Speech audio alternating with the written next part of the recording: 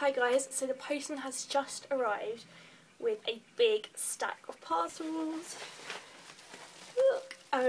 So I'm going to do an unboxing video because I haven't done one in a while and I really want to show you guys what I've got. So I'm going to start opening these parcels. I've got 1, 2, 3, 4, 5 parcels open. So I'm going to start off with this one here and I'm just going to tear it apart now. My lovely friend Kirsty bought me this book called Delirium and she got it sent to me. She's, oh, what?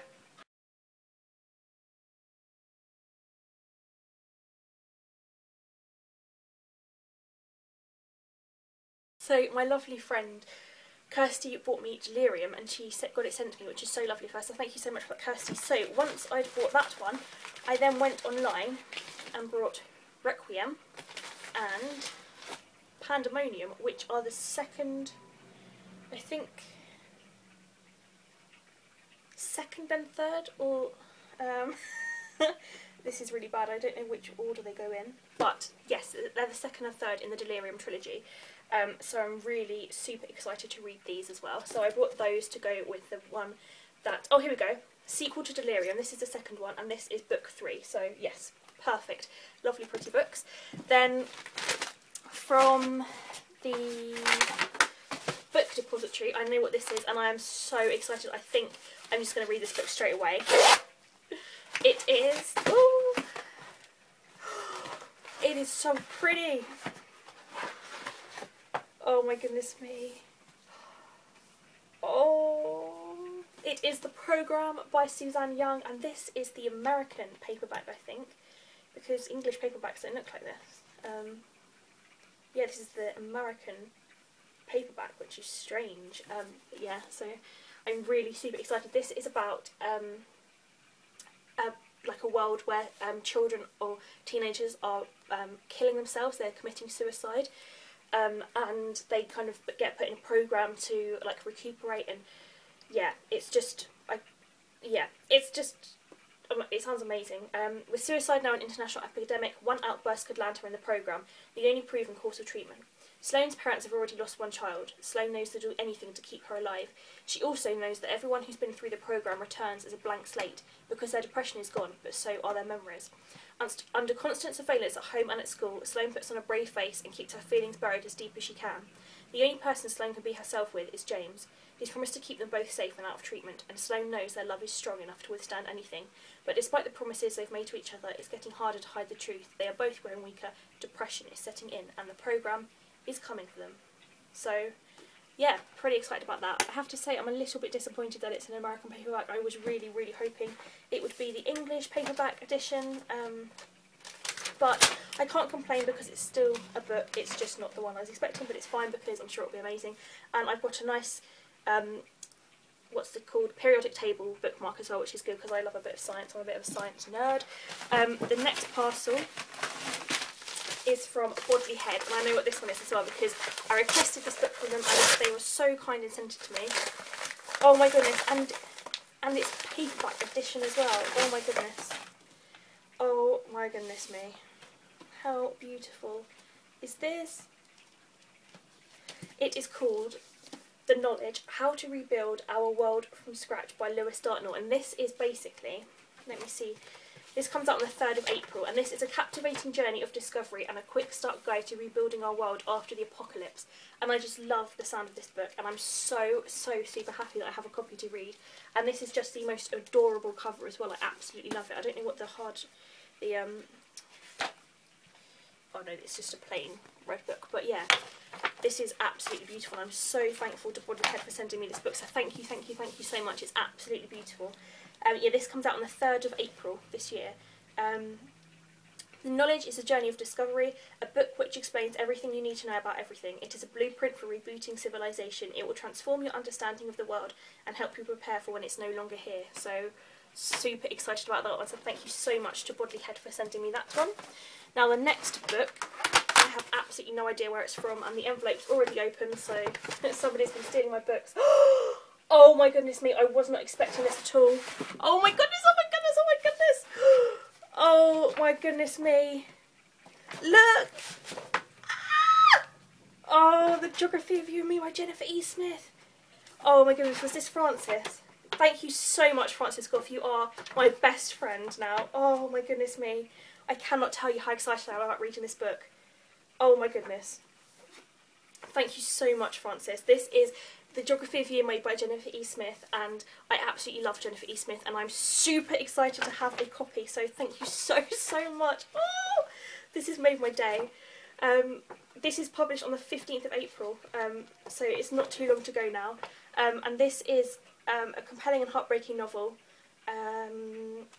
Owen lives in the basement, Lucy lives on the 24th floor, but when the power goes out in the midst of a New York heatwave, they find themselves together for the first time, stuck in a lift between the 10th and 11th floors. As they await help, they start talking. The brief time they spend together leaves a mark, and as their lives take them from Edinburgh and San Francisco to Prague and to Portland, they can't shake the memory of the time they shared. Postcards cross the globe when they themselves can't, as Owen and Lucy experience the joy and pain of first love. And as they make their separate journeys in search of home, they discover that sometimes it is a person rather than a place that anchors you most in the world. Oh, I'm so excited. Thank you so much, Frances. That has actually made my day. Thank you so much. That is incredible. Oh, I'm so excited.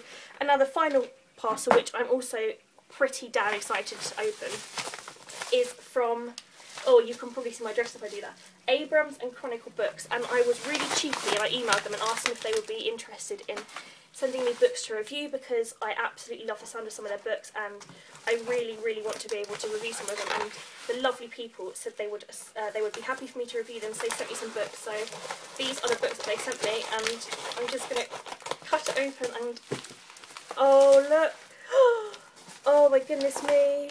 Okay, the first one I can see is Goodbye Rebel Blue, and this is by Shelley Corrill, yes.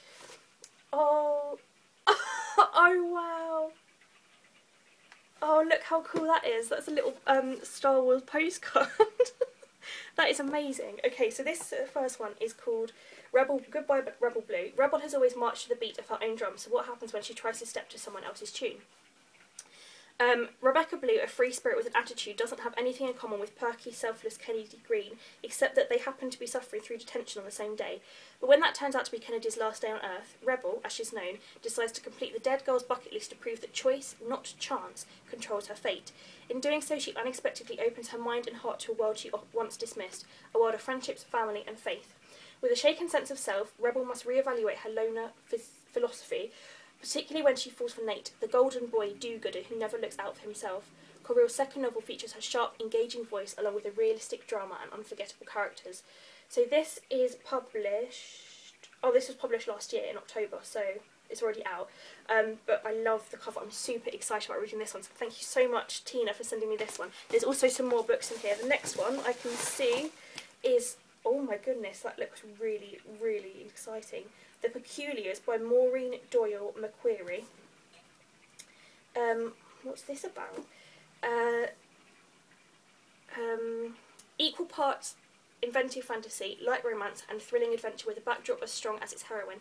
This one is a page-turner. Lena Matterskar has always felt different. Her feet are too large and her hands have to be hidden by gloves, and everywhere she goes there are whispers about her father, who years ago travelled to the distant wilderness of Scree, a land filled with people deemed unacceptable by society and never returned. People whisper that her father was different too, possibly even peculiar.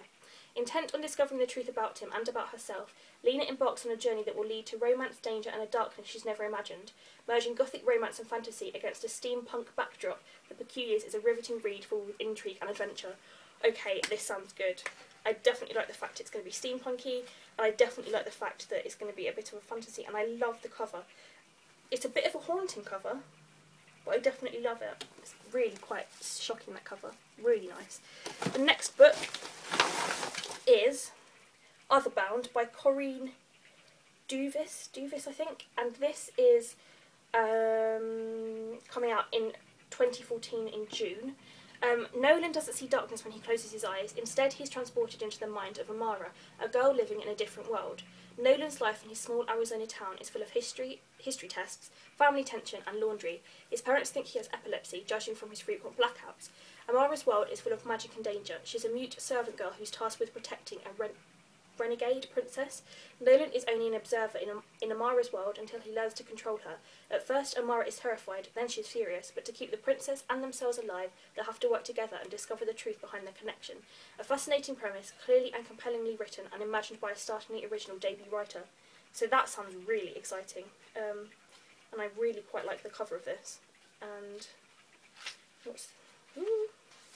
yeah, that's just loads of funny pages in the book, but yeah, really looking forward to reading this. I really like the cover. You have to kind of read it from a little distance, because the closer you get, the kind of words you can't really see them, but if you look, yeah, I don't know what I'm saying, but yeah, it looks amazing.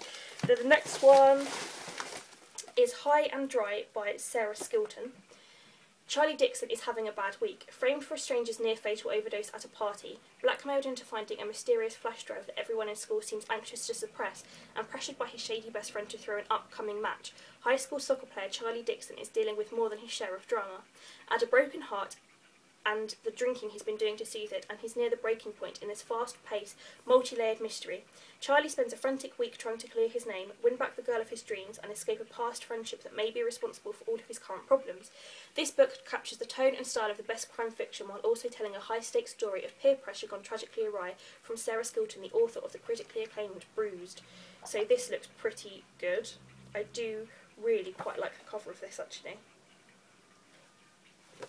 Very nice cover. High and Dry. And then the final book in here, oh wow, that looks exciting. In the Shadow of Blackbirds, a novel by Kat Winters. Does proof of the spirit world exist? It's 1918. Americans roam the streets in I can never say this word. Ghouls. Is it ghouls? Ghouls masks. Yeah, ghouls masks to ward off the deadly Spanish influenza. The government ships young men overseas to the front lines, and neighbour accuses neighbour of spying for the enemy. In this stew of fear and confusion, 16-year-old Mary Shelley Black watches as desperate mourners flock to seances and spirit photographers for comfort. She has never believed in ghosts, but during her bleakest moment she's forced to rethink her entire way of looking at life and death. For her first love, a boy who died in battle, returns to her as a spirit. Why has he returned, and what does he want from Mary Shelley? Illustrated with haunting early 20th century photographs, this is a tense, romantic story set in a time eerily like our own. Oh wow, this is going to be epic! Oh, it's actually got pictures in it. That's so cool. So I'm just getting caught up. It's called In the Shadow of Blackbirds, and it's by Kat Winters, and this cover is actually really quite beautiful. A bit haunting as well, so yeah, definitely looking forward to reading that one. So that, guys, is my book haul. I'll just kind of pile them together so you can see them all, but I'm really, really thankful to the wonderful, I think they're called Amulet, are they? I think this is publishing imprint, it's called Amulet, but it's under the kind of like hood of Abrams and Chronicle. So thank you so much to you guys for sending me those, because that is so exciting and I'm so thankful. So thank you for that. I'm just going to stack them all up so you can see all of them, but I'm super excited about reading every single one of these books. So thank you again to everyone who sends me books, and to everyone who gives me the chance to review, because it's really exciting for me and I love you all. So, oh no, they're all going to fall down if I do this. This isn't going well. So thank you so much, guys. That is absolutely fabulous. Love you all loads. Thank you, publishers, you're the best. So thanks for watching this video, guys. I'm sorry it's been a bit of a mess, but this is what happens when posts arrive and I get excited. I just go a bit crazy. So thanks for watching this video, guys, and I will see you again very soon. Bye!